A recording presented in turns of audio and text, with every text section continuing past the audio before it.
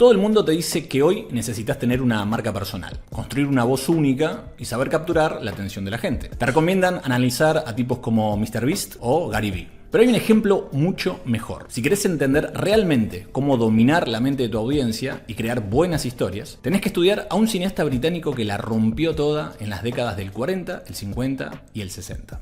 Hoy vamos a explorar la marca personal más grande de la historia del entretenimiento, Alfred Hitchcock. Y te voy a demostrar que él fue quien puso las bases de la economía de los creadores, muchos años antes de que existiera Internet. Mi nombre es Dani Aramayo y esto es Nadie Sospecharía Jamás. 1. El problema del creador invisible.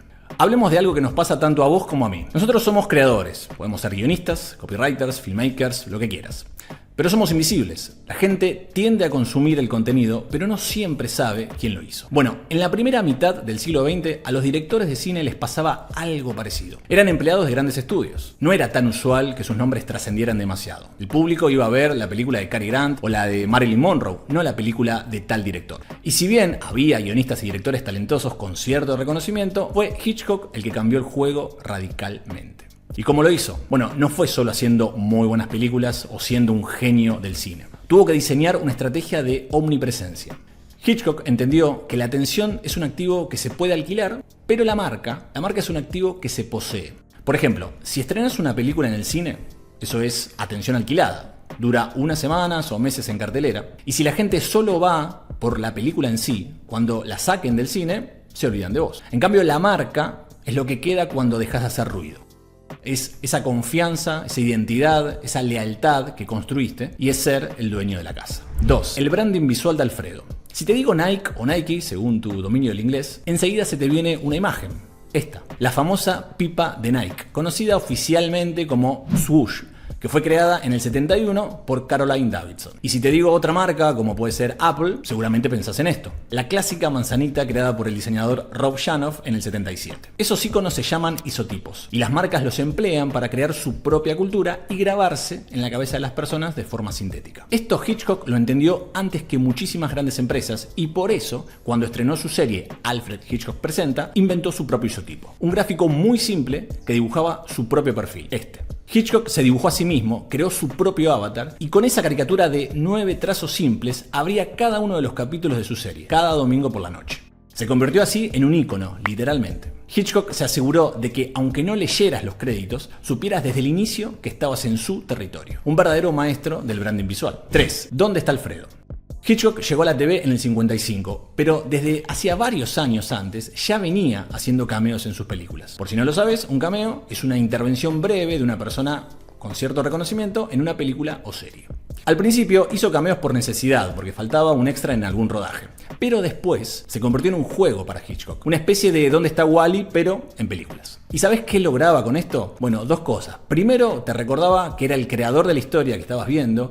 Y segundo, generaba engagement. O sea, la audiencia dejaba de prestar atención por un segundo a la trama para buscarlo a Alfredo dentro del cuadro. Él se insertaba dentro del producto. Hitchcock nos enseñó que si el creador es parte de la experiencia, el público se vincula de una forma mucho más cercana con la obra. 4. El rey del FOMO. En el 60, Hitchcock dirige una de las películas más importantes de la historia del cine y, a mi criterio, su mejor película. Y no solo es una obra maestra, sino que con esa película se convirtió en un genio del marketing moderno. Te estoy hablando de Psicosis.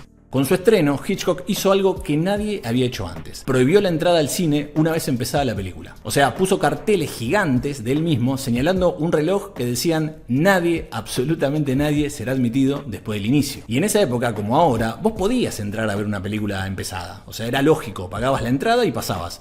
Pero Psicosis era algo muy especial, era otra cosa. No te la voy a spoilear, aunque ya deberías haberla visto. Pero por una cuestión narrativa y estratégica, si una persona entraba al cine con la película iniciada, podía perderse algo fundamental para entenderla y disfrutarla. Alfredo movió cielo y tierra para que las personas solo pudieran verla de principio a fin. Entonces, claro, ¿qué pasó? La gente hacía filas larguísimas en las puertas de los cines para poder entrar, para no perderse ese inicio. Había que verla, no sabían por qué exactamente, pero confiaban en Alfredo como ningún otro director. No les iba a fallar, porque lo veían todos los domingos en el living de su casa. ¿Te suena todo esto? Es lo que el psicólogo Robert Cialdini denominó principio de escasez, lo cual deriva en lo que conocemos hoy como FOMO, Fear of Missing Out, o miedo a perderse algo. Hitchcock convirtió el ir al cine en un evento exclusivo. generó colas, noticias, discusiones, polémicas. Entonces diseñó su obra como una oferta irresistible que disparó la demanda. 5. Todo es contexto. Alfred Hitchcock no era solo un director, era un showman. Entendió que en la guerra por la atención, el contenido es el rey,